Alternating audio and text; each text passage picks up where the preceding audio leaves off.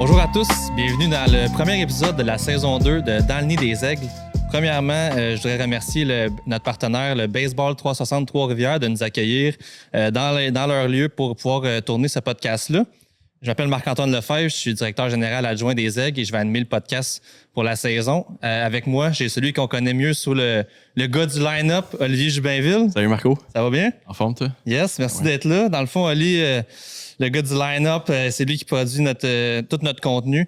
Il va être vidéaste avec nous cet été, créateur de contenu. Puis c'est lui qui produit le podcast, qui produisait aussi la saison 1. Le line-up que vous pouvez suivre partout sur les réseaux sociaux. Yep. Pour commencer, j'aimerais ça que tu me parles un peu. Tu as un parcours quand même assez différent, puis tu as eu une popularité quand même rapide. Fait que je veux que tu me parles un peu comment ça a commencé ce projet-là. Ça me fait tellement rire quand on parle de genre, justement, popularité ou tu sais, que tout le monde m'appelle le gars du line-up. Là, je trouve que ça fait tellement impersonnel, mais en gros, tu sais, I guess qu'il y a beaucoup de gens qui le savent, mais tu sais, j'ai commencé tout ça juste en créant du contenu avec le junior, juste pour le fun. Tu sais, je faisais pas ça dans la vie, pas en tout avant. Puis ça a tout le temps été quelque chose qui me parlait, tu sais, faire du contenu, tout ça. Fait que le fait de faire le contenu avec le junior, ça m'a quand même ouvert beaucoup de portes. Ça a changé un peu mon chemin de vie, si on veut. Fait que, entre autres, ça m'a permis de venir travailler avec les Aigles, travailler avec Mark Lumber, compagnie de bâton, faire du contenu de sport overall. Je m'accomplis beaucoup là-dedans. Puis j'ai bien du fun à faire ça. Ça paraît, c'est cool. Honnêtement, le contenu est toujours incroyable. C'est pour ça que je suis content qu'on puisse te compter parmi nous cette saison. Ça fait bien plaisir. Je vais juste un peu aller... nouvelle édition du podcast. Là, ce qu'on veut vraiment, c'est parler des Aigles le plus possible. On veut être plus présent durant la saison aussi au niveau du contenu vidéo. Notre objectif, c'est d'en sortir assez régulièrement durant l'été. Fait que c'est pour ça qu'avec Oli qui est là, ça nous aide beaucoup. Très content de l'avoir avec nous. On veut parler aux gars aussi beaucoup. Tu sais, on veut avoir on veut être un peu dans le day-to-day de l'équipe. Tu sais, donner un accès un peu plus proche à vraiment qu'est-ce qui se passe pour de vrai là, dans l'entourage. Non, exact. On est tellement là tout le temps. C'est le fun de pouvoir aller en parler plus. Puis j'aime toujours le contenu. Je suis un fan, là, fait que je suis bien content pour ce côté-là. Là. Au niveau de la saison, il y a beaucoup de changements cette année.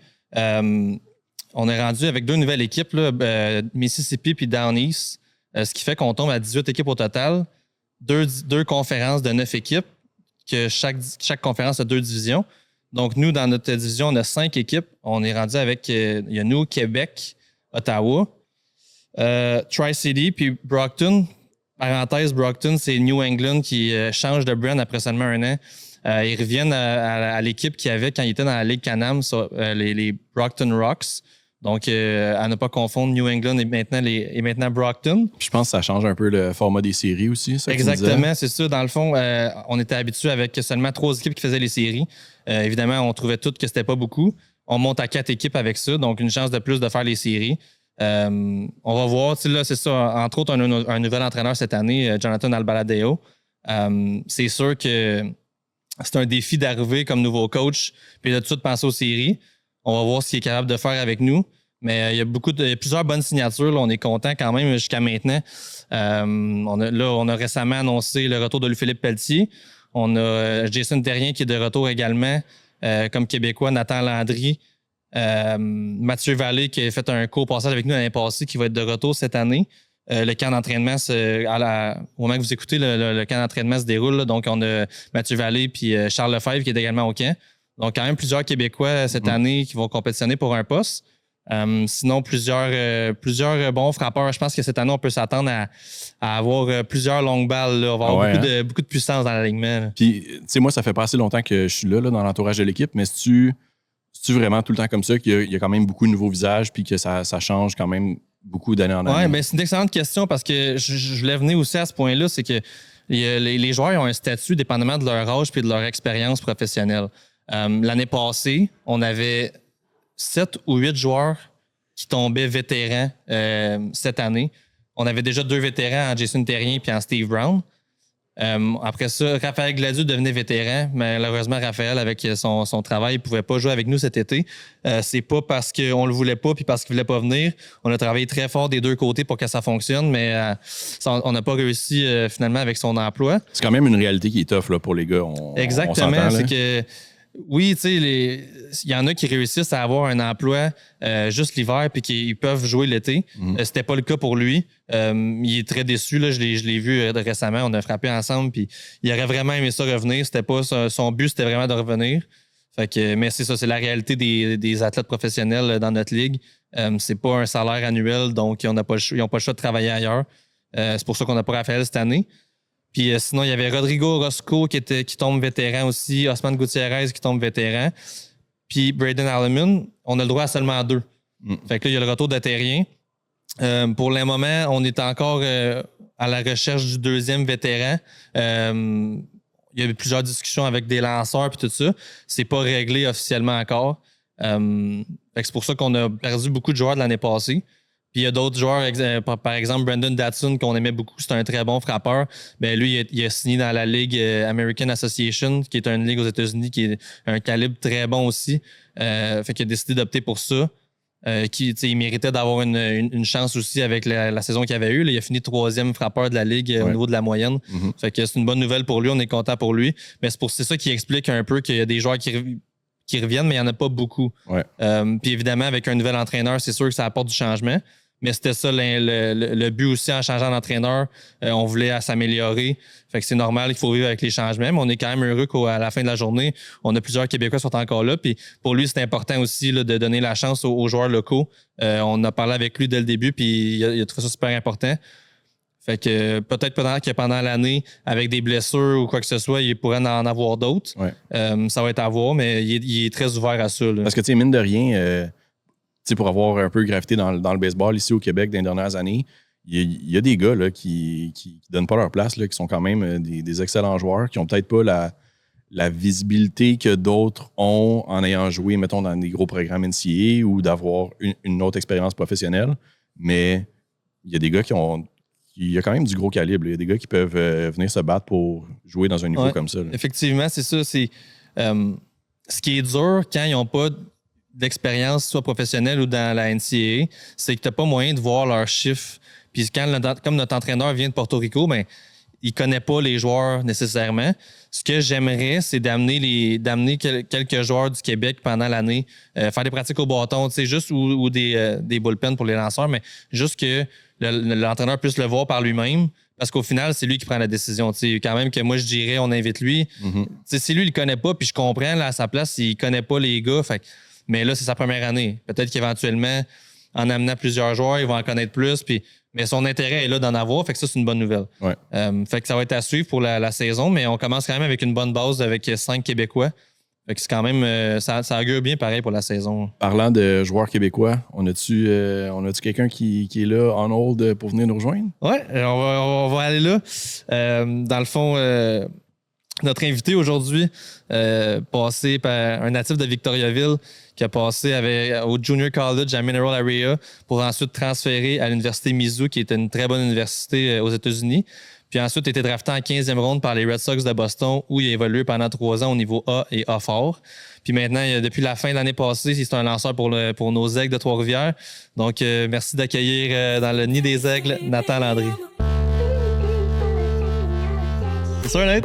En forme. Content de te voir? Ben, je suis content aussi. Merci à vous deux de m'inviter. Je suis content d'être ici. Merci d'avoir accepté l'invitation. On est bien content de t'avoir. Là. Un gars de Trois-Rivières, c'est toujours le fun d'avoir avec les Aigles. Mais t'es pas trop compliqué à rejoindre. Je te vois dans le salon chez nous. Fait que facile de t'inviter. Mais très content que tu sois là. On voulait commencer, Oli. C'est ça, tu reviens du Japon? Oui, effectivement.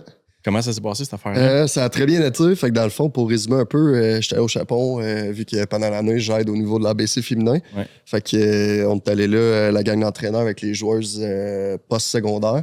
Puis expérience phénoménale, là, que ce soit pour la culture, que ce soit pour aller chercher un calibre de jeu assez relevé, là, parce qu'on sait, en termes de fans de baseball, Même les Américains ont comme connu un peu le Japon, comment que ça jouait à la balle au dernier WBC. Mais sinon, au féminin, c'est aussi les filles là, qui ont remporté les derniers Coupe du Monde. Là. Fait que très, très calibre de haut niveau. Là. Ouais, vous avez appris à la dure un peu le niveau des Japonaises au baseball. Effectivement, comme on dit, on apprend autant de la victoire que de la défaite. Fait que là, on a appris de la défaite pas mal, mais ça a été toute une expérience. Ben, la réalité, c'est que vous jouiez contre eux, ils étaient considérés comme des pros, mettons, dans leur. Non, effectivement, c'est des équipes, ils disent semi-pro, mais il y a des filles qui sont payées pour faire ça. En ligue, ils ont plusieurs équipes là-bas, que ce soit un peu plus club team à ligue semi-pro. Le baseball est propagé un peu partout dans ce pays-là. Là. Moi, je me demandais, je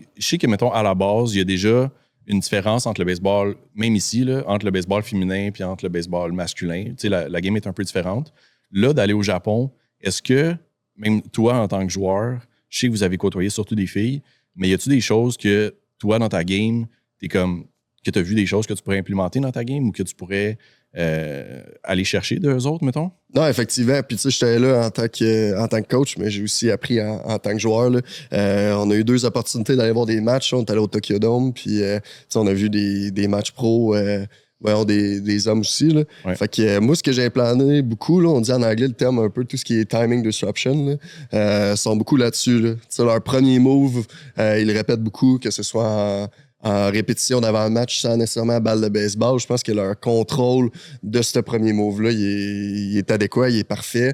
Puis je pense que c'est quelque chose que j'ai commencé à focusser encore plus depuis que je suis revenu là, dans ma préparation, ci pis ça. Fait que je te dirais que c'est probablement le point principal en tant que Quand joueur. tu parles de timing disruption, juste pour le public général, mettons, c'est comme le slide step, la longue pause, la pause quand tu lèves la jambe, un peu toutes ces affaires-là. Là. Non, effectivement, c'est comme un peu changer tout ce qui est premier mouvement. Fait que ce soit la jambe qui est des airs un petit peu plus longtemps, que ce soit le slide step, comme tu dis, une affaire qu'on voit beaucoup plus avec des joueurs sur les buts pour être plus rapide vers la plate. Ouais. Je pense que c'est des mouvements qui changent un peu ce timing-là des frappeurs. Fait que ça, c'est quelque chose que tu peux intégrer à ta game facilement si tu es en contrôle de ton premier mouvement. Ouais.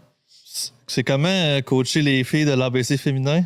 Ah, effectivement, mais c'est une belle expérience. Puis moi, c'était ma première, beaucoup en situation un peu plus de match. Là. Tu sais, j'ai fait quelques tournois en Floride avec eux autres. Là.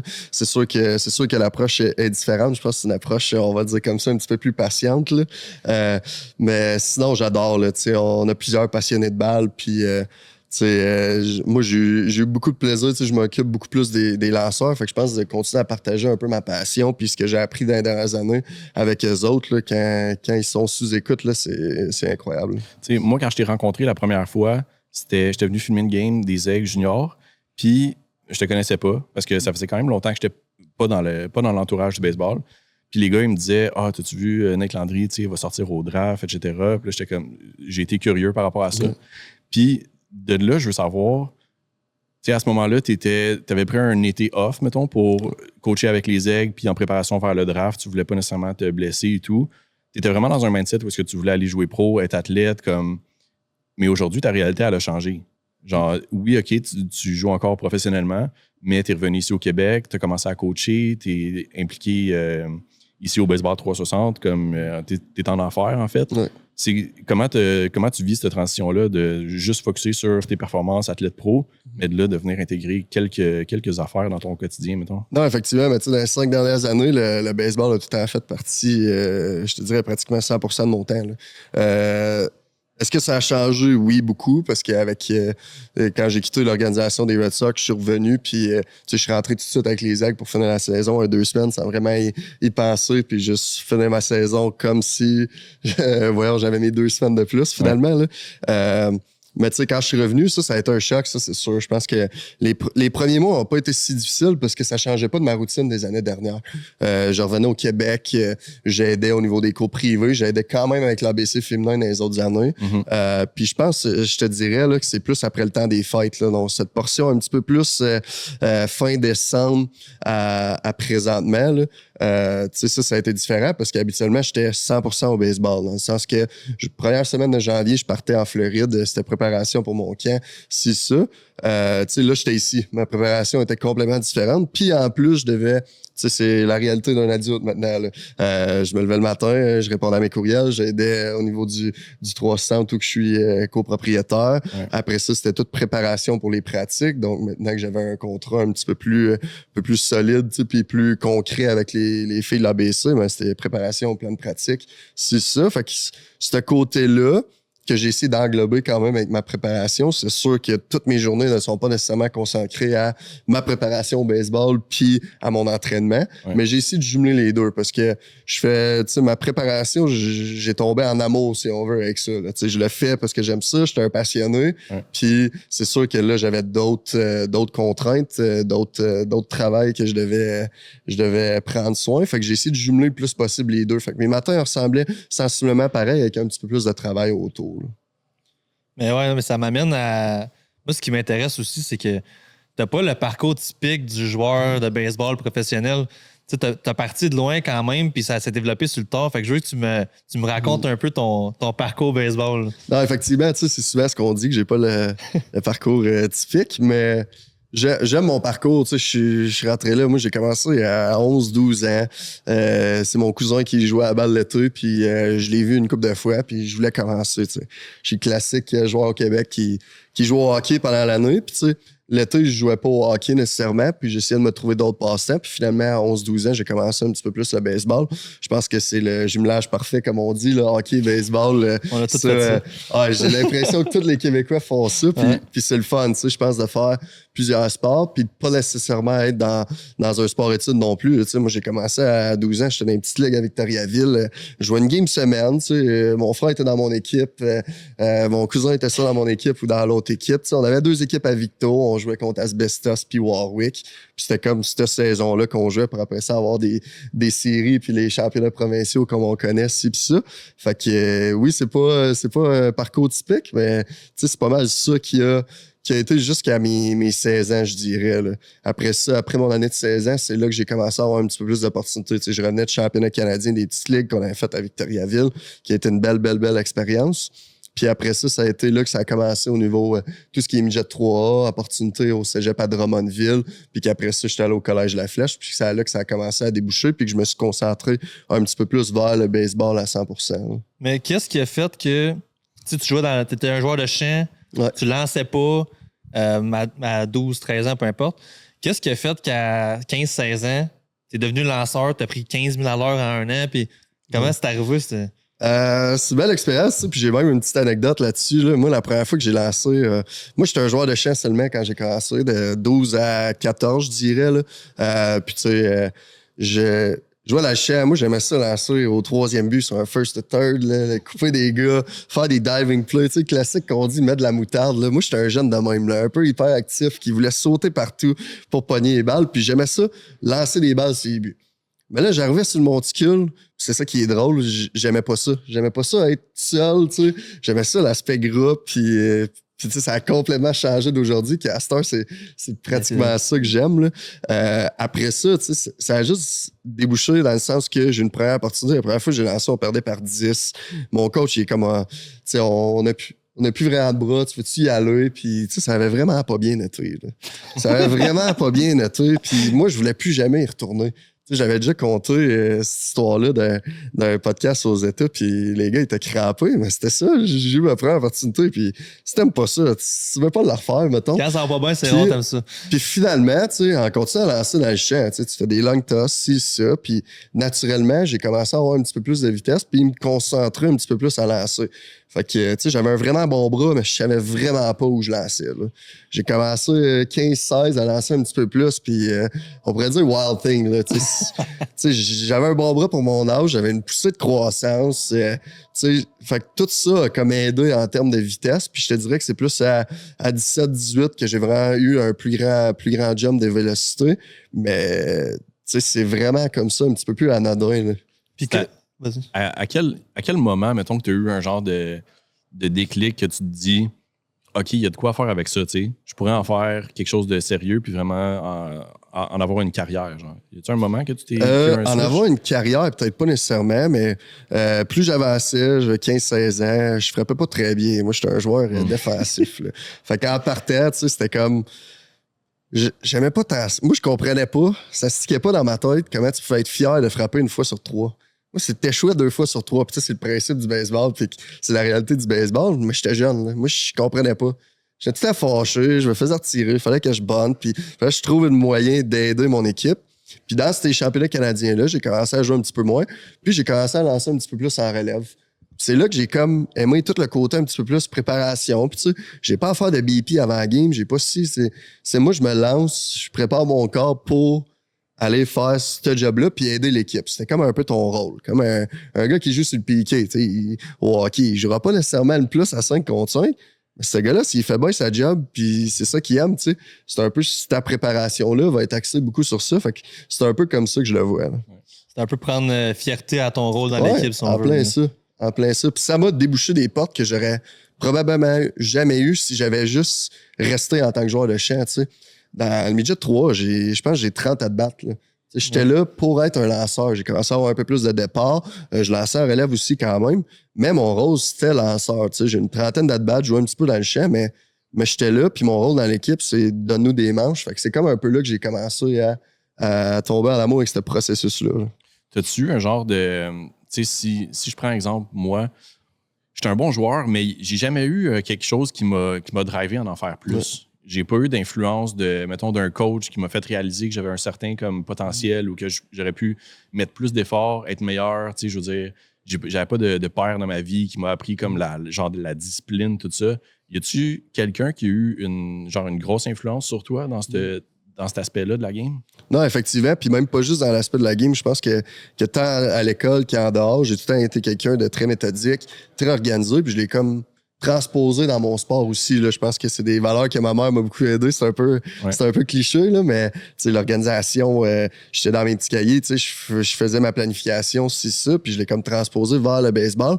Puis les personnes que j'ai côtoyées, tant à Drummondville qu'à Trois-Rivières, après ça, qui m'ont comme aider à repousser un peu mes limites. Là. Je peux penser à Alex Janel, que je travaille encore présentement en termes lanceurs, à Alex Belland à Trois-Rivières, Jean-Félix Proulx. Je peux parler à Mathieu Audet, Nicolas Guilbert, plus à Drummondville. C'est des gars qui m'ont montré un peu à être un petit peu plus professionnel dans mes trucs, sans nécessairement avoir le côté pro après. Là. Quand je dis professionnel, c'est qu'est-ce que tu fais de tes journées? Éthique de travail. Mon éthique de travail. Qu'est-ce que je fais de mes journées pour me préparer un peu ce côté-là? Mais moi, souvent, l'exemple que je donne quand je parle de toi, parce que j'ai toujours été impressionné de comment tu prends tout au sérieux. Puis, si c'est 12 répétitions, ben c'est 12. C'est pas 11 parce que t'es fatigué, c'est 12. Puis, t'as toujours fait tout à la lettre. Puis, quand on habitait ensemble au Collège de la Flèche, on était aux résidences. Puis, moi, je travaillais fort aussi quand c'était baseball puis tout ça. Mais à l'école, j'étais plus... parce que j'étais bon à l'école, fait que je mettais pas tant d'efforts puis je m'en sortais bien.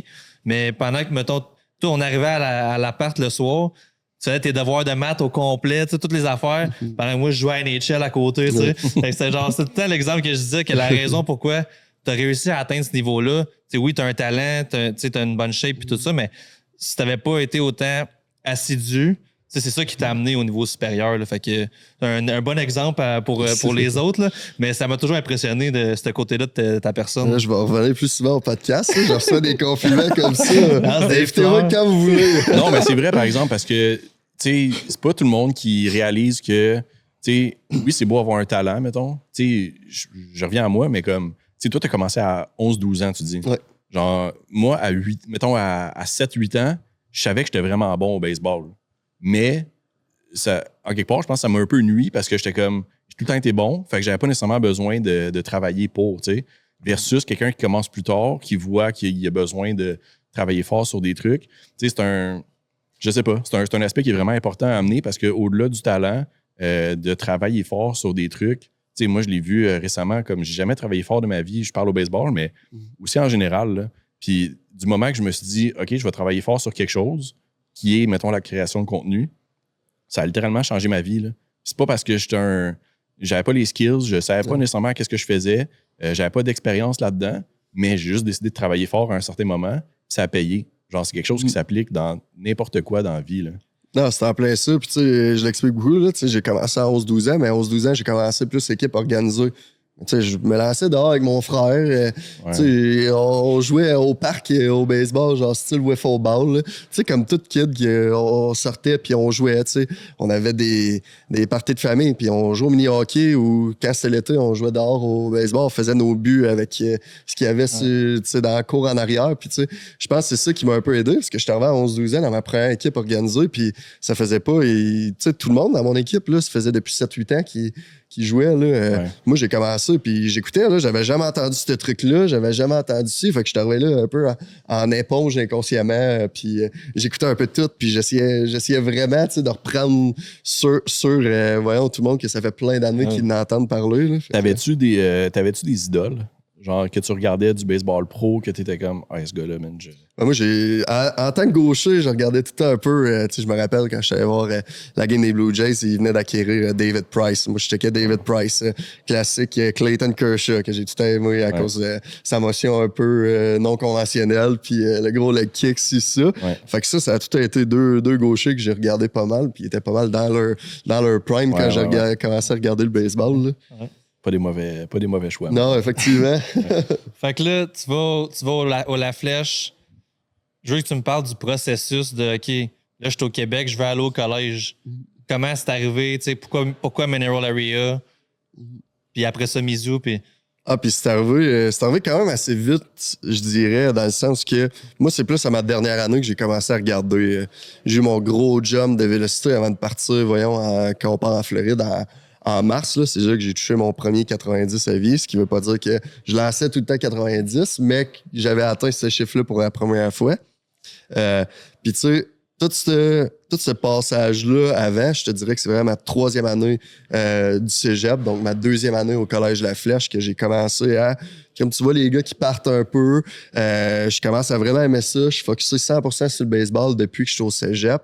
Moi, je veux essayer. Fait que j'étais allé là un peu, j'ai tout le temps été un peu comme ça. Tu sais, j'ai tout le temps travaillé fort, puis j'étais allé là sans nécessairement, c'est ça ou c'est rien, mettons. C'est, OK, on va voir les portes qui peuvent s'ouvrir, puis quand je vais recevoir des offres, c'est là que je vais prendre une décision un petit peu plus éclairée. Fait que je commençais à envoyer des courriels. On utilisait beaucoup Field Level dans ce temps-là. Commencer plus au niveau courriel, tu sais, classique, envoyer des courriels au coach. Il y avait moi Marco, puis Jacob Carroll, que les fans des Aigles ont connu l'année dernière. On allait à la bibliothèque, puis on se faisait un fichier Excel de tous les coachs de junior college aux États-Unis, puis on envoyait notre fiche, on envoyait tout ce qui était statistique, vidéo, c'est ça.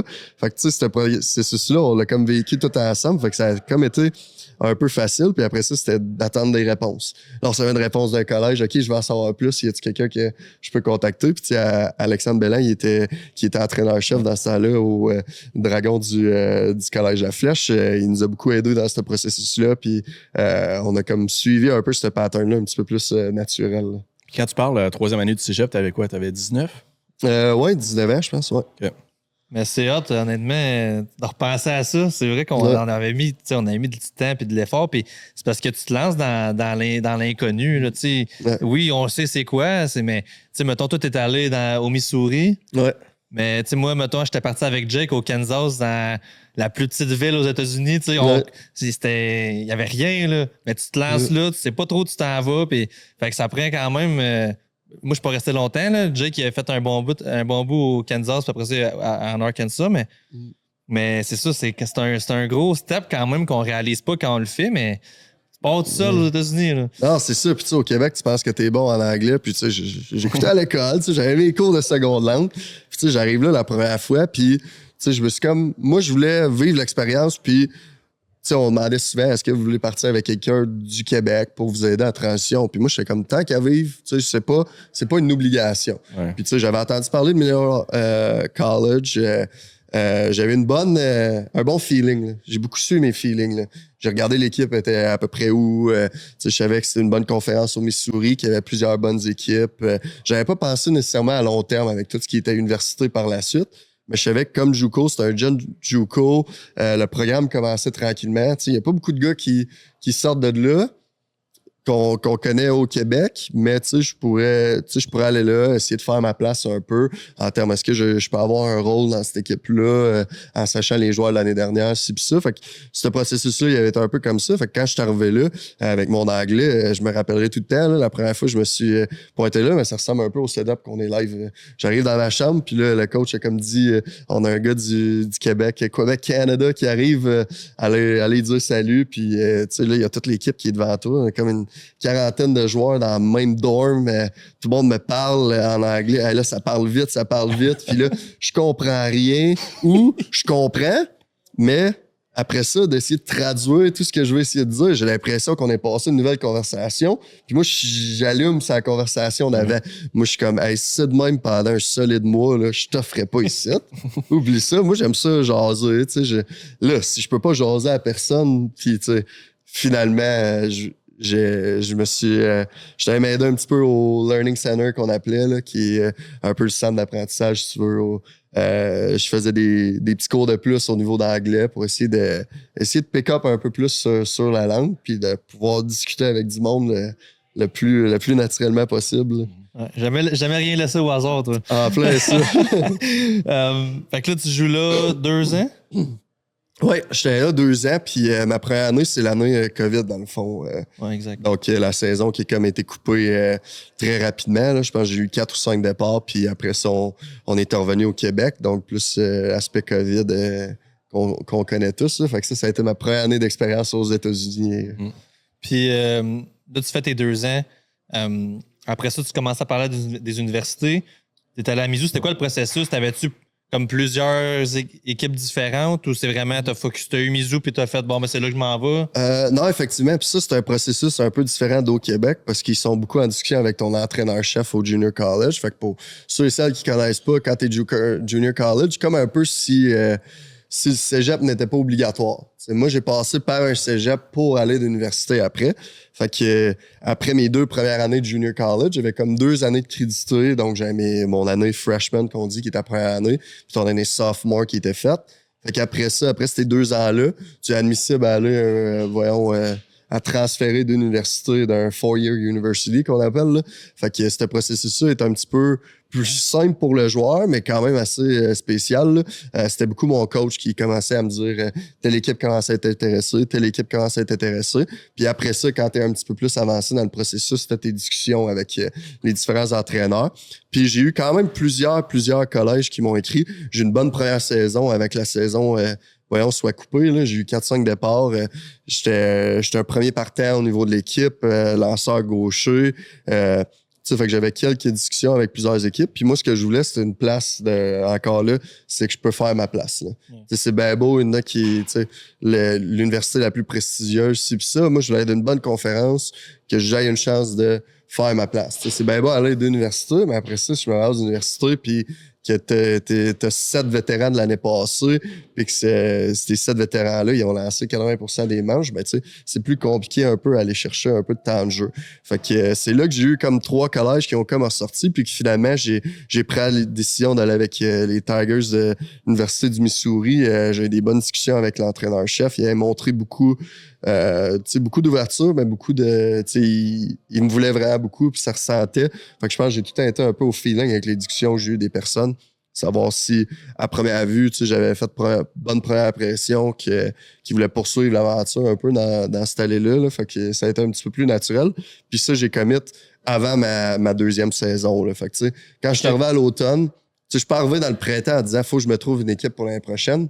J'avais déjà commit avant. Je savais où que je m'en allais. Fait qu'après ça, dans mon été, c'était beaucoup une préparation pour, oui, aider mon équipe à gagner, mais qu'est-ce qui me manque dans mon jeu pour passer à l'année suivante. Fait qu'avec les discussions que j'avais eues, OK, ça va te prendre ça, faut que tu utilises un peu plus. Fait que c'est là que j'ai commencé à faire des ajustements à ma game comparativement à la première année. OK, mais c'est hot, honnêtement. Ben, j'étais pas sûr si c'était... En ayant déjà ton école pour l'année suivante, t'as plus la tête libre aussi pour aller jouer ta saison. Là, tu te concentres sur performer puis pas d'autres choses dans ta tête. Fait que c'est le fun. Puis à Mizzou, ça a vraiment bien été encore. T'avais eu des bons chiffres durant ta saison. Qu'est-ce qui a fait que t'as été repêché? Le processus, les discussions, Y avait-tu plusieurs équipes? Parce que, tu sais, qu'est-ce qui a fait qu'eux autres, ils ont dit, ben nous, on repêche Nathan Landry à 15e ronde?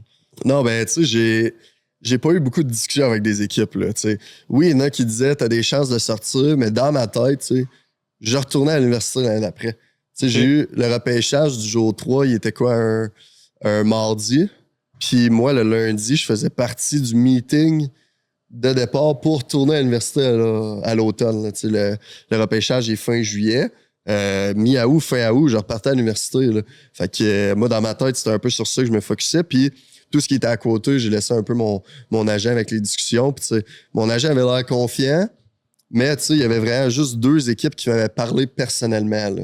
J'avais les Red Sox, justement, puis les Astros de Houston qui m'avaient discuté un peu plus.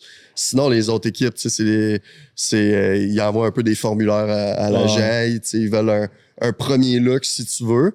Fait que, tu sais, moi, j'étais comme, est-ce que ça va arriver? Est-ce que ça va pas arriver? Rendu là, je contrôle pas un peu ce processus-là. Fait que, tu sais, j'ai eu mes discussions que j'avais à avoir avec les équipes. Classique entrevue avec des questions un peu spéciales, là. Petite anecdote là-dessus, je pense que la question la plus spéciale que j'ai eue en entrevue, c'est ton meilleur chum de gars, il est d'un bar, puis il commence à se battre avec un gars dans le bar. Qu'est-ce que tu fais, toi?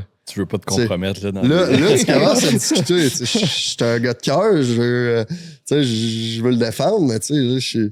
Fait que là, le classique, ben, tu patines un peu, là. Tu patines un peu au début, puis là, tu t'attends à des questions pour apprendre à te connaître, mais t'attends pas à être quoi de même, là, tu sais. Ouais, ils veulent voir ton caractère. Ouais, en plein ça, ils veulent voir le caractère aussi, puis d'une genre de situation. Fait que, tu sais, pour moi, c'était difficile puisque j'ai tout à été un passionné puis un gars de cœur, fait que c'est difficile de prévoir cette situation-là. Qu'est-ce que je vais faire en temps et lieu? Je casse la gueule. Ben, tu sais, qu'est-ce qui a mené à ça? Je connais-tu l'autre personne? Fait que j'ai commencé à poser des questions un peu plus de ce côté-là. Ouais. T'as posé des questions sur sa question. Ouais, j'ai posé des questions sur la question. Moi, je veux vraiment tout savoir les détails. J'étais un peu comme ça. Je veux savoir tous les détails. Puis, tu sais, je voyais genre, il va en apprendre un peu plus ou, tu sais, que c'était pas juste par émotion puis straight, pif, paf, chaud dessus. Puis, tu sais, c'était un peu comique, mais ça, j'ai trouvé ce processus-là, tu sais, un peu spécial. Fait que j'avais ces deux avec les Red Sox puis avec les Astros. Puis j'imagine, j'ai bien répondu à la question parce que c'était justement avec les Red Sox. C'est eux qui t'ont drafté finalement. Ça t'a-tu mis dans un dilemme de te dire, OK, j'ai l'opportunité de me faire drafter, d'aller jouer pro versus d'aller finir ta 4e année à l'université puis de graduer, etc. Comment t'as vécu cette partie-là? Non, effectivement. Puis tu sais, je pense que c'est peut-être plus une réalité que des plus jeunes pourraient savoir. Là. Moi, rendu à ce processus-là, je venais d'avoir 23 ans. Moi, j'ai eu ma première opportunité, puis tu sais, je l'aurais pas plus tard, là, si j'ai à baigner là-dedans. Là. Fait que moi, c'était beaucoup... Si l'opportunité arrive, ce que je veux, c'est que je vais être capable de finir mon école. Il me restait une année d'école, mais que ça soit en jouant avec l'Université du Missouri, en jouant professionnel. Moi, je voulais finir ma 4e année. Yeah. Fait que ma 4e année, je l'ai fini en ligne durant ma première année professionnelle. Fait que c'est tout l'automne que je passais ici. Je faisais ma routine, ça. Puis en après-midi, j'étais comme à l'école. J'écoutais mes vidéos, j'étais comme en cours en ligne, je lisais mes chapitres, tu sais, un peu classique, mais... C'est quand même admirable, là, parce que je le sais pas, mais I guess qu'il n'y a pas beaucoup de gars qui vont se dire « OK, je m'en vais jouer pro, mais je termine ma dernière année du collège. » Non, effectivement. Puis tu sais, les gars, souvent, ce qu'ils font, ben, c'est qu'ils est pas mal crédité ton année. Là, ils vont mettre de l'argent de côté pour si jamais tu retourné à l'école, puis ci, puis ça. Mais moi, en restant juste une année, puis rendu à 23 ans, c'était vraiment quelque chose que je voulais avec le contrat. Là. Fait que ça avait fait partie de mes discussions puisque j'avais apporté à mon agent. Chapeau, man. Comment ça fonctionne dans le sens... quand tu allais comme joueur à Mizzou, tu avais ton scholarship et tout ça. Pour ta dernière année, comme tu étais pro, fallait-tu que tu payes l'université pour faire tes cours? Non, c'était les Red Sox qui en avaient ça a fait partie. Ouais, ça a fait partie de mon contrat. Là. Fait qu'on a eu des négociations, c'est ça. Puis, je veux pas rentrer trop dans les détails au niveau de bonus salarial, c'est ça. Mais moi, dans mon bonus, ce que je voulais aussi, c'était, là, à côté, c'était mon école, là, qui venait avec ça pour que j'aille pas à payer. Fait que moi, j'ai envoyé la facture avec les secrétaires, c'est ça qui sont là-bas avec les Red Sox là, pour compléter ma 4e année universitaire. Là. Nice. Mais effectivement, c'est fort d'avoir fait ça. Là. Comme Nolly dit, il ne doit pas en avoir beaucoup qui font ça tant que ça, mais au final, c'est parce que tu te retrouves les mains vides si ça finit. Là, en plein ça. Mais toi, je sais que tu es assez brillant pour penser à ça, mais c'est pas facile de se rendre au majeur. T'étais-tu conscient, justement, comme en l'approchant comme ça, puis en voulant finir ton école, tu devais être conscient de comme, OK, je vais donner une shot à ce grind-là, d'aller jouer dans des filiales, tout ça, mais tu devais être conscient quand même que te rendre MLB, c'est quand même vraiment un long shot. Là. Ouais, c'est ça. Puis tu sais, souvent, ce qu'on voit, c'est que tu te fais repêcher, puis hey, tu l'as fait. Mais tu sais, ça fait juste commencer. Ouais. Tu sais, là, on est rendu avec 20 rondes seulement. Tu sais, on dit seulement, mais ça reste que c'est 20 gars qui rentrent chaque année. Donc, c'est un minimum de 20 gars qui doivent partir pendant l'année. Tu sais, tu as un certain roster à une limite de joueurs, ci pis ça. Fait que, est-ce que, tu sais, je pense qu'aujourd'hui, pour l'aspect école, c'est encore là que je suis encore plus reconnaissant puis content de l'avoir fait comme ça. Parce que dans ma tête, tu sais, oui, je le voulais pour le faire, mais ça restait que je donnais 100% de mon temps, tu sais, au baseball. Là. Ouais. Quand j'étais aux facilities, quand j'étais en dehors du baseball, tu sais, je pensais baseball. Je partais à ma préparation, comment je vais mieux me sentir le lendemain pour une sortie, ci pis ça, mais c'est aujourd'hui, tu sais, ben, je dis aujourd'hui dans le sens que fin août, quand je me suis fait couper puis je suis revenu ici, que là, tu sais, j'ai mon diplôme, j'ai pas besoin de retourner à l'école. Tu sais, oui, je pourrais aller à l'école pour aller chercher d'autres certificats, puis si jamais j'ai d'autres opportunités au niveau du travail que je vais repousser, tu sais, je sais que je serais pas inquiet de retourner à l'école, mais je suis content de l'avoir fait parce que justement, là, j'ai de quoi. J'ai de quoi dans mes poches, puis tu sais, c'est comme un peu préparer ton plan B, mais j'ai jamais voulu, tu sais, être genre, OK, ça marchera pas, je prépare mon plan B, je veux avoir ça, mais donner 100% de mon énergie au Red Sox. Ça reste que si, là, exemple, t'es libéré au mois d'août, là, tu t'en reviens, puis là, ben, tu rentres à l'UQTR, c'est un méchant clash, là, contrairement à ce que tu faisais. Tu sais, là, de l'avoir fait, tu dois être vraiment content au final, là, parce que, tu sais, là, t'étais tout arrivé, tu travaillais, là, c'était pas mal pris, là, fait que c'est une bonne affaire, mais ça me fait penser parce que quand on dit que faire les majeurs, c'est difficile, c'est que ça prend beaucoup de chance aussi. Là. Oui, il faut que tu sois bon, mais c'est bon quand c'est le temps. Puis il faut que tu aies la chance que soit un gars soit blessé ou échangé. Parce que l'année passée, j'avais été chercher Rodrigo Orozco à l'aéroport. Ouais. Puis lui, il me racontait qu'il jouait au niveau 3A avec les Blue Jays. Puis il était premier frappeur de l'alignement. Le deuxième frappeur, c'était Beau Bichette. Puis le troisième frappeur, c'était Vladimir Guerrero Jr. Et lui, il frappait un. Là. Ouais. Puis je pense que dans ce temps-là, c'était genre José Bautista qui jouait dans le champ avec les Jays. Puis, fait qu'il n'a jamais eu d'opportunité pour monter. Puis finalement, il a été échangé au Padres. Puis il était premier frappeur. Puis le deuxième frappeur, c'était Fernando Tatis. Ouais. Puis là, mais encore là, il n'a pas eu l'opportunité. Puis là, avec le COVID, il y a eu plein de joueurs coupés. Puis finalement, il n'a jamais été capable de jouer une game des majeurs. Mais c'était un premier frappeur au niveau 3A. Fait que c'est là que tu vois que tu peux être vraiment bon, mais si tu n'as pas l'opportunité qui te permet d'aller jouer en haut, ben c'est ça que ça. Il y a tellement de joueurs dans des équipes que c'est vraiment. Il y a beaucoup de talent, mais beaucoup de chance aussi. Là. Non, c'est ça. Puis pour faire une petite parenthèse de ce côté-là, c'est un peu ça à tous les niveaux, mais chaque équipe a comme je dirais récemment, comme un plan individuel. Là, beaucoup avec les Red Sox, que ça fonctionnait, c'est OK, on a un certain plan pour toi, on a 3 objectifs. On veut avoir ces objectifs-là, puis voir sur le terrain ce que ça donne pour après ça monter au prochain niveau. Là. Quand j'ai monté assez rapidement du A faible au A fort, c'est un peu ça qui s'est passé. C'est que mes 3 objectifs, les 3, j'étais dans le vert si on veut, le classique vert, jaune, rouge, j'étais dans le vert dans ces 3-là. J'ai un bon début de saison sur le terrain, puis une blessure en début de saison au-dessus. Fait que quand j'ai monté de ce niveau-là, ça a été rapidement.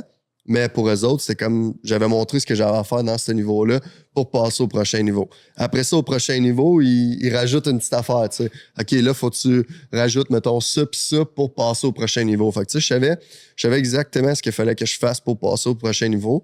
Mais malheureusement, ça s'est pas produit. Puis ça peut être ma dernière saison, je savais, mettons, ce que ça me prendrait ou ce que ça me prenait pour passer au prochain niveau. Mais eux autres, après ça, après 2 ans et demi dans l'organisation, ils ont comme dit, t'es une bonne personne, on est fiers de toi, mais on a 20 personnes qui rentrent, il y en a 20, il faut qu'ils sortent. Puis on n'a pas vu nécessairement les 2 objectifs augmenter dans la dernière année. Fait que c'est là qu'on termine. Mais c'est ça, le baseball professionnel, là, que tu montes d'étape en étape. C'est un peu sur ce côté-là qu'il faut aller chercher. Là.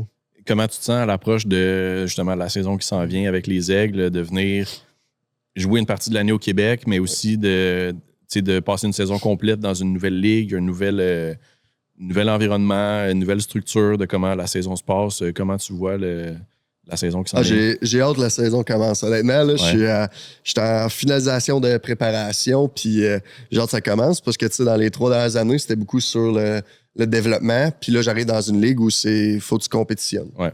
Tu sais, j'aurais pas nécessairement un meeting sur mes chiffres, qu'est-ce qui ressemble si ça de ma sortie d'avant. C'est j'embarque sur le monticule pour aider mon équipe à gagner. Ouais. Puis, tu sais, c'est le fun de le faire à Trois-Rivières aussi parce que j'ai les aigles tatoués sur le cœur. J'ai joué 5 ans là. J'ai coaché une année avec eux autres. Puis, tu sais, toute la plupart de mes chums, c'est en jouant pour les aigles que j'ai connus, que ce soit dans les autres équipes que j'ai côtoyées, ci et ça.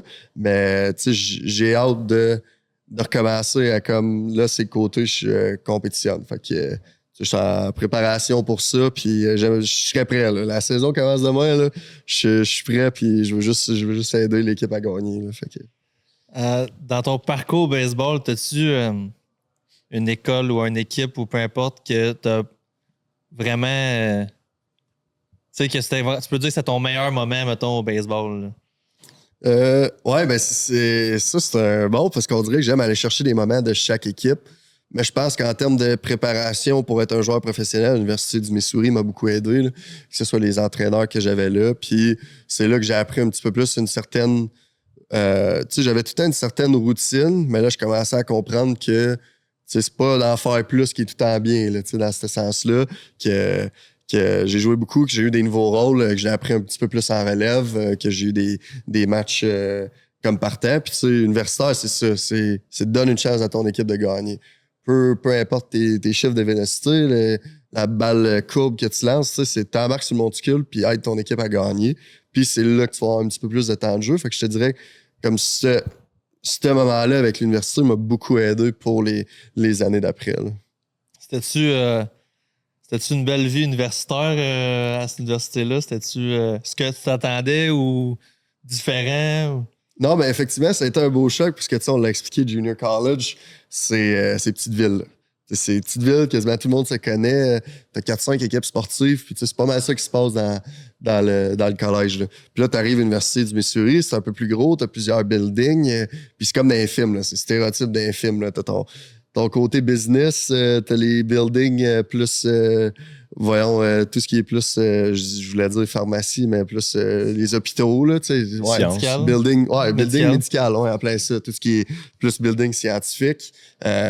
Tu sais, après ça, je marchais, mettons, de mon centre athlétique à mes buildings. Tu sais, c'est à la vie universitaire que tu n'as même pas besoin vraiment de conduire. Là. Tout est un peu proche. Tu marches là. Après ça, j'ai fini mes cours. Je m'en vais à ma pratique. Tu sais, c'est à côté, t'as le fun. Là. T'es une couple de joueurs qui viennent d'un peu partout. Tu sais, tu veux, oui, compétitionner pour un poste, mais tu sais, après ça, c'est tu retournes à l'appart, t'as 4-5 de tes chums, tu sais, tout ensemble. Après ça, on est plusieurs qui se réunissent. Fait que, tu sais, ce côté-là, c'est vraiment là que j'ai eu un clash. OK, genre, les films universitaires, c'est ça, là, genre... Let's be real, là. En tant qu'athlète, NCAA, est-ce que vous avez des passes droits, en quelque part?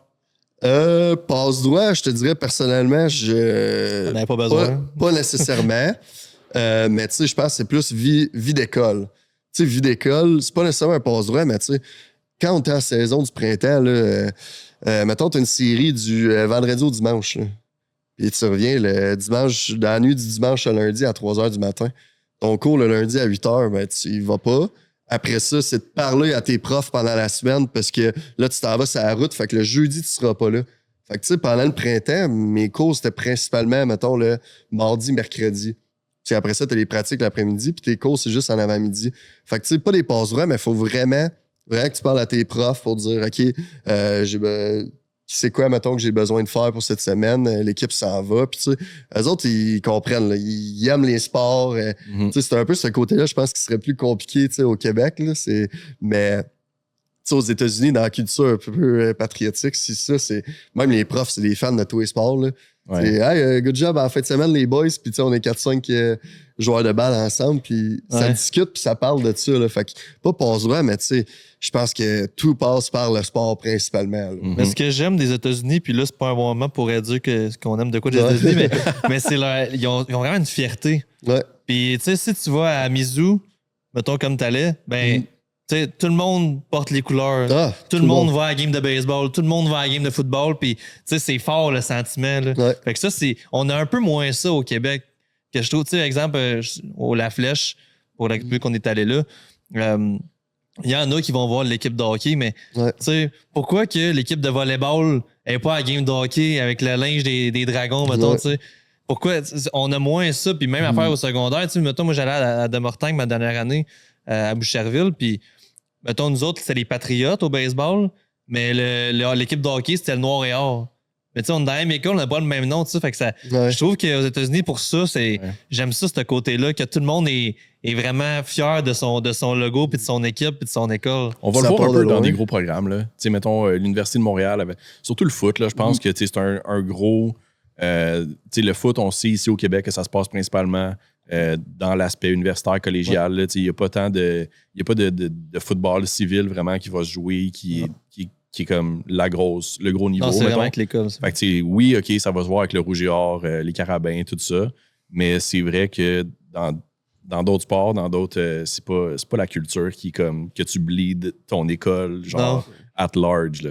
Ça part de loin, là, aux États-Unis, là, même secondaire, là, tu vas voir les state rivalry, puis ci, puis ça, ça part de loin, là.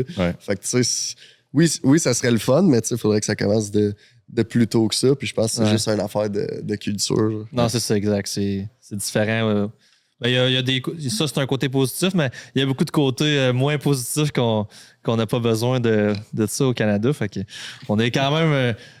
quand on se compare, on est quand même pas super. On rentrera pas dans la politique sur non, le podcast. Exact. C'est pas une bonne idée. Je pense qu'on va passer le sujet. Next question. Non, mais moi, ça fait le tour de ce que j'avais. T'as-tu une dernière anecdote drôle à quelque part? Ou... J'essaie de penser à ça, puis je pense que ça venait plus selon les sujets qu'on avait. Là, je trouve que c'est un peu moins naturel. Là. Ben non, c'est essayer de trouver de quoi. Là, mais non, j'ai juste hâte que ça commence. Puis je suis tout le temps content de comme, partager un peu tout ce qui est ce côté-là. Là. Fait que, ben oui, t'as une belle histoire, puis on est bien reconnaissant que t'as accepté notre invitation. Ça a été vraiment le fun. Fait que merci encore. Puis merci de nous accueillir dans ton centre en tant que copropriétaire du Baseball 300. Effectivement, ça nous fait tout un plaisir. Puis on va espérer que ce ne sera pas la première ni la dernière. Là, on veut continuer ce côté-là. Puis on aime bien ça. On fera un épisode pendant la saison. Là. On te ramènera sur le podcast quand tu auras eu une coupe de performance puis que l'équipe sera active. C'est une coupe de bon start, puis l'équipe a une place en série. Coupe de bon start, tu veux-tu être lanceur partant? J'aimerais ça. C'est un peu l'objectif. Là. Okay. Je pense que ce serait mon gros point pour le camp d'entraînement. Là. J'ai parlé à Arby, puis j'ai une chance de faire ma place dans la rotation. Là. Fait que je n'ai parlé. C'était un peu ça que je faisais de junior college. J'ai eu quelques opportunités universitaires. Puis dans des dernières années, un petit peu plus longue relève. Là, dans ma préparation, s'il y a de quoi qui a changé, c'est un petit peu plus en termes de volume. Là. Je vais me préparer à être capable de donner plus de manches par sortie avec les aigles. Fait que je rentre au camp pour essayer de me faire une place au niveau de la rotation des partants. Nice. Côté admin et partisan, ça serait malade parce que on aurait 2 lanceurs dans notre rotation québécois. Fait que ça, c'est sûr que c'est toujours le fun. Si on pouvait en avoir 5, on en aurait 5, on s'entend, mais c'est le fun si d'avoir. Puis tu sais qu'on a ce talent-là au Québec. Fait que non, effectivement, on te souhaite la meilleure des chances. Ben, merci beaucoup. Mais sinon, c'est ça. Fait que merci beaucoup d'avoir accepté encore une fois. Merci pour le Baseball 360. Ça conclut notre premier épisode de la saison 2. On aurait dû le dire avant, mais si vous êtes rendu là dans le podcast, allez laisser commentaire, like, peu importe la plateforme sur quoi vous consommez le contenu. C'est toujours bien apprécié et ça aide à propager le podcast. Exact. Aigle TR sur Instagram, Aigle de Trois-Rivières sur Facebook, Aigle TR sur TikTok. Allez aussi voir le line-up sur Instagram. N'hésitez pas à vous abonner. Il y a toujours du contenu de qualité. Sur ce, je vous laisse. Merci d'avoir écouté l'épisode. Puis on se revoit dans un deuxième épisode dans le Nez des Aigles.